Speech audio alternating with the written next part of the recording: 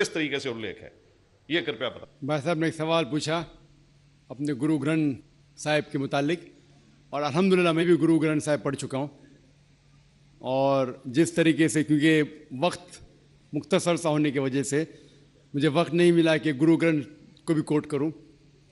आपका सवाल का जवाब देने के पहले मैं आपसे ज़्यादा चाहूँगा कि इवन गुरु ग्रंथ की किताब पढ़ेंगे आप, ग्रंथ जिसे आदि ग्रंथ कहते हैं, और कोई सिख से पूछेंगे कि खुदा का तसव्वुर क्या है, सबसे बेहतरीन जवाब कोई सिख दे सकेगा वो आपको कोट करेंगे जापू जी, जो गुरु ग्रंथ साहिब आदि ग्रंथ के सबसे पहले चैप्टर है, सबसे पहला श्लोक, जिसके कहते हैं जापू जी।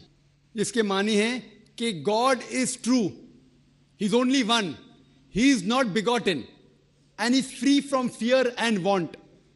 क्योंकि मैंने अंग्रेजी में पढ़ा हूं इसलिए मैं अंग्रेजी में उसे कह रहा हूं कि खुदा एक ही है, वो हक